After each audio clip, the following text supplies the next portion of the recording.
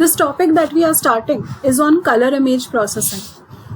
We all know that nowadays the images that we deal with are not black and white images or grayscale images. We deal with color images also.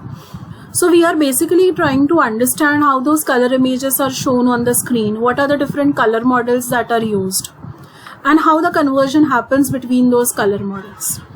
So whenever we are talking about color image processing, we are talking about two main things. One is full color and second one is pseudo color processing. So full color matlab, you have captured the image as a color image only. So you have color TV cameras or you have color scanners which capture color images in reality. But many times what happens, you don't have a color image. You have a black and white image, you have a grayscale image and you are trying to give some color to it. Then that is something which we call as pseudo color processing. Okay, so we are going to see both the things, full color processing also and pseudo color processing also. Now the very first thing that we are going to talk about is how do you get the colors? So colors ka origin kahan pe hota hai? We all know that we have something which is called as electromagnetic spectrum. So electromagnetic spectrum is something which ranges, from gamma rays to radio waves, and there are different types of rays of varied wavelengths. You can see the wavelength is slowly increasing from gamma rays to X-rays to UV rays to visible region, that is your visible light, to infrared and then radio waves. Okay. Now, we as humans, we cannot see anything other than the light in the visible region. हमें जो दिखता है आँखों से वो सिर्फ visible region वाला section है. We cannot see X-rays, we cannot see gamma rays, we cannot see infrared rays, we cannot see radio waves. Okay, so whenever we talk of color, we are concentrating on this visible region. Okay, now everyone knows the very famous prism experiment. You pass a white light through the prism, it gets divided into its colors, 7 colors, rainbow colors what we call as. Yes, everyone knows this. So basically the light consists of colors. So every wavelength that you have is associated with some color. जैसे blue is associated with wavelength 400, red is associated with around something wavelength 700. Are you getting my point? So just see, a red light of wavelength 680 is going to look something like this. From peak to peak when we calculate, we get the wavelength. I hope everyone knows how wavelength is calculated. वही आप violet light का wavelength देखो, वो छोटा है as compared to red light. Are you getting it? So the visible light is the range of electromagnetic waves to which your human eye is going to react. Visible light के आगे या पीछे shorter wavelengths or larger or longer wavelengths we cannot see. Human eye is not ready to adapt to those wavelengths. Are you getting it? Now, if I talk of wavelength, you change the wavelength of a light, you will get a different color. So there's a very close association between the wavelength and the color. Okay, now you have various terms called as saturation, hue, chromaticity. So chromaticity matlab kya? The property of a light to have a color. Hue means what? Hue means a pure color. So red is a hue. अभी वो red कितना saturated है?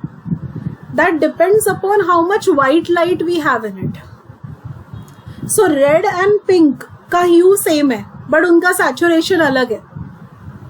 Are you getting it? So when you have a pure hue, it is completely saturated. There's no white light mixed in it.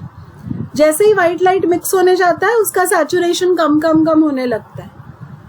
You are getting this concepts of hue, saturation.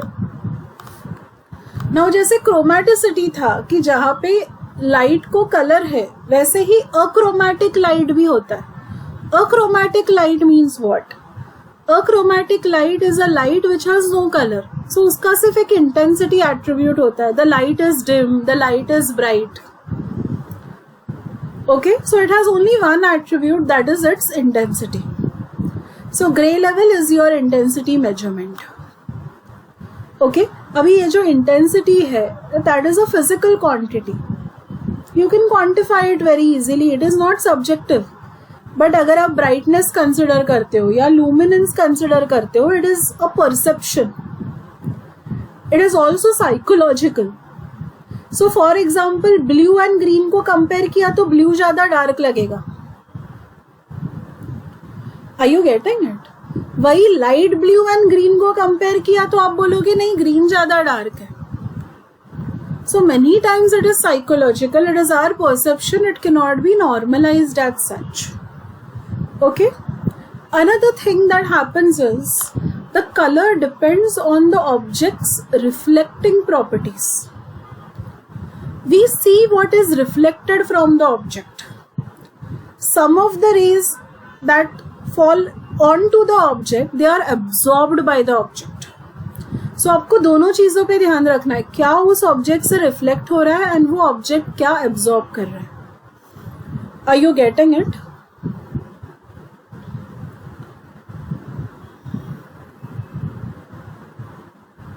You have to understand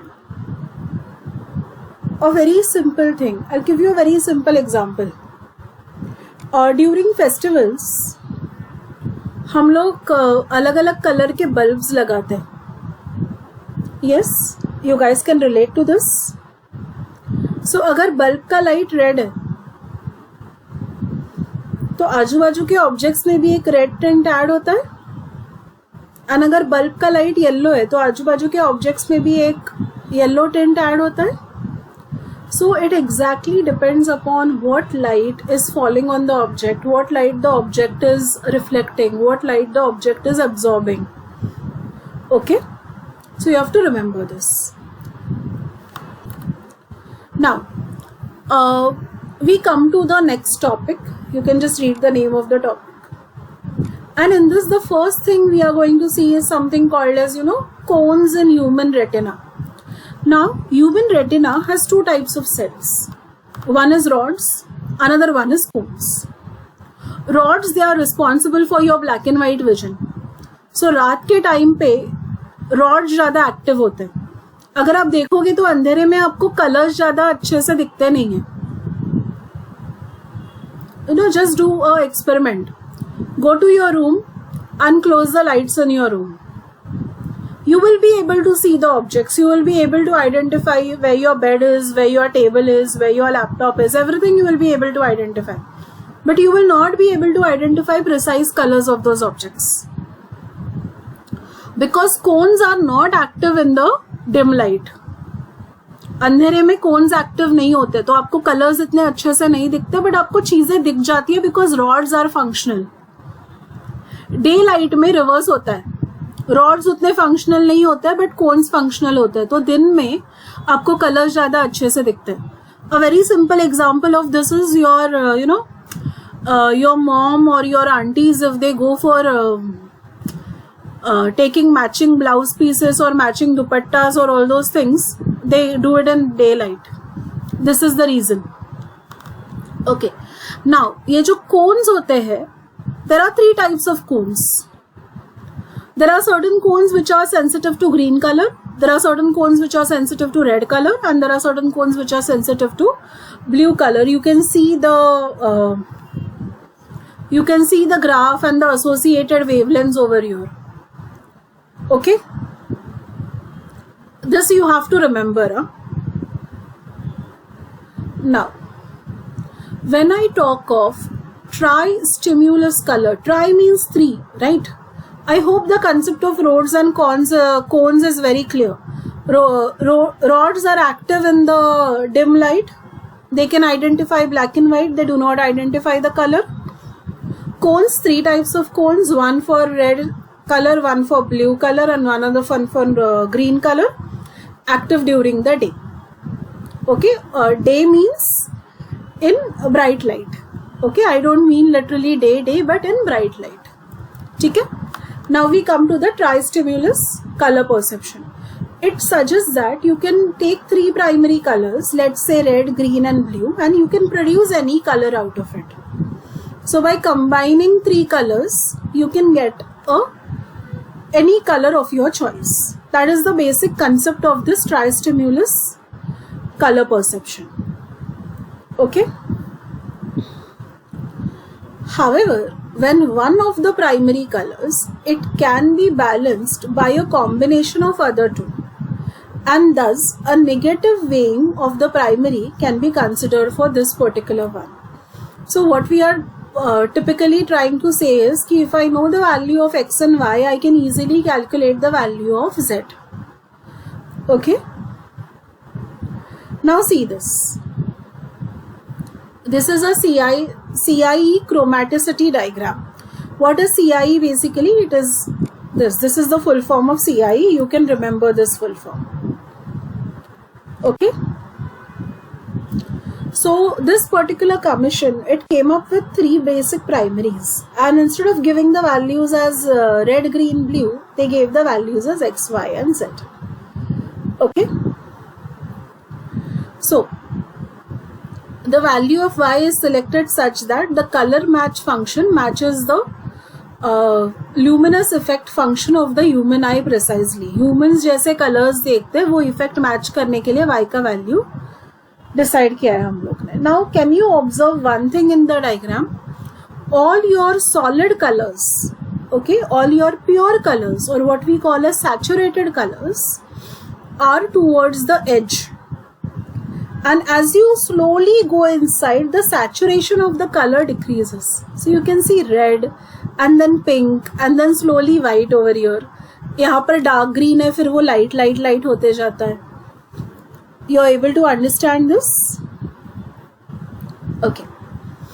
So, as I told you, कि if we know the value of two of the primaries, we can calculate the value of the third primary.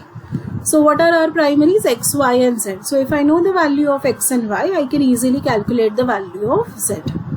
Okay. So what is the formula that you are going to remember? Z is equal to 1 minus x minus y. ठीक है? Now, let us understand the science of mixing the colors. So, line IJ के ऊपर जो भी colours है वो आपको I and J mix करके मिल सकते हैं. अगर आपको इस ट्रायंगल के अंदर के कुछ कलर्स चाहिए, देन आपको वो colour I, colour J and colour K mix करके मिल सकते हैं. It is a very simple concept. I hope you guys are getting this concept. Any doubt in this concept?